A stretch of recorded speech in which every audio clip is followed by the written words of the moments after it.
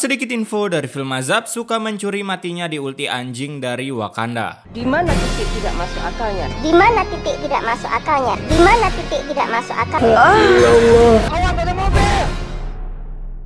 Film dibuka dengan menampilkan seorang wanita bebenguk bernama Marni maling murni, di mana Marni ini memang memiliki jiwa maling 100% real sedari lahir. Kala itu Marni sedang berdebat dengan suaminya bernama Toyib karena mengetahui Marni mencuri makanan untuk sarapan pagi. Makanya, kalau bisa ngambil, kenapa mesti beli? Dari tutorial masuk polsek. Di hari yang sama, Marni yang seharusnya bekerja malah rebaners di kasur sampai dimarahin oleh temannya sendiri. Tapi anehnya, coba kalian perhatikan deh.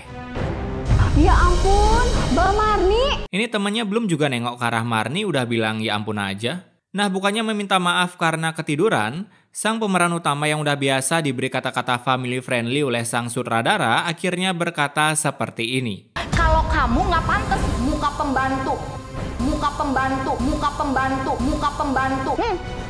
Dan saat mengusir temannya dengan cara menyentuh seperti ini, bisa-bisanya teman Marni langsung mental hingga menabrak pintu. Dari Sindra Tensei. Kala itu Marni pun berniat mengambil cincin milik majikannya, dan lagi-lagi temannya pun login lagi lalu logout lagi. Hingga Marni pun berhasil memasukkan cincin itu ke saku bajunya. Suatu hari Marni pun mengambil sebuah tangga untuk mengambil koper majikannya yang entah manusia geblek mana yang menyembunyikan koper isi duit di atas AC. Saat ingin mengambil, tangga itu pun goyah seperti hati kalian dan tiba-tiba Marni pun terjatuh, tapi anehnya kenapa tangan Marni malah yang kejepit tangga. Nah, ternyata hal itu adalah improvisasi dari seorang Marni agar film ini singkat dan agar beliau cepat-cepat ditanam. Namun sayangnya kejadian ini belum cukup untuk mengekik Marni dari dunia, di mana ketika ia berjalan akan pulang tiba-tiba mobil menabraknya dan bukannya mengeluh kesakitan karena mobil ini menabrak badan Marni, si Marni malah mengeluh tangannya yang sakit. Beruntung kala itu Johnson yang udah tobat mau mengantar Marni ke rumah sakit, tapi ternyata Johnson suka hilaf-hilafan, hingga si Marni pun terlempar keluar. Dan ujung-ujungnya ya si Beat Ember inilah yang menolong Marni membawa ke rumah sakit. Di rumah sakit, bukannya si Marni langsung ditangani supaya tak di giveaway ke neraka, tapi bisa-bisanya si dokter malah mementingkan untuk mengurus administrasi terlebih dahulu. Tolong istri saya, Bu! Maaf Pak, silakan urus di bagian administrasi dulu ya. Nah, inilah kondisi nyata di negeri 62 ini. Kalian setuju nggak? Karena nggak dapat penanganan dari dokter, suaminya pun menghampiri Marni dan berbisik. Wih, lu mending mati aja biar cepet aja nih syutingnya. Karena bisikan maut itu, alhasil Marni pun langsung koit dengan mata yang melotot seperti holi balai. Wow, sungguh membuat otak traveling ya guys ya. Ketika mayat Marni dikafankan, para warga di sana pun mencium bau yang tak enak dikarenakan Marni semasa hidupnya suka mencuri. Tapi apa hubungannya ya?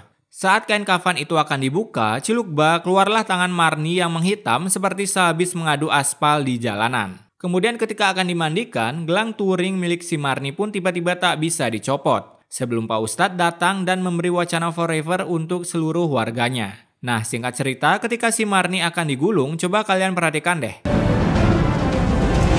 Maksa banget dah ngeluarin tangannya. Selain itu, tangan Marni yang awalnya hitam real, sekarang tiba-tiba digantikan oleh tangan yang dibungkus plastik polybag. Singkat waktu, ketika Marni selesai dikuburkan, tiba-tiba suaminya pun berkata seperti ini. Astagfirullahaladzim, Pak Ustadz. Saya lupa, Pak Ustadz.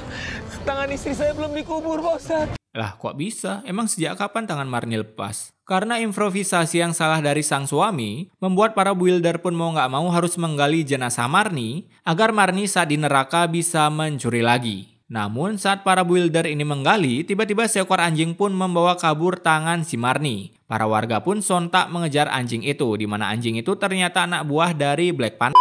Yang ternyata sebelumnya Marni memang akan dikirimkan untuk bergabung menjadi bagian dari Chicken Man. Karena Marni menolak bergabung dengan geng hitam. Tapi sayangnya si hitam ini terlebih dahulu menyerang si Marni, melarikan tangannya dan lalu diberikan ke seekor ular. Karena tangan Marni tak bisa diselamatkan, para builder pun lagi-lagi mengubur sang jenazah, tapi tiba-tiba dari atas sang jenazah langsung ditembaki oleh ribuan tawon dengan kulit vibranium.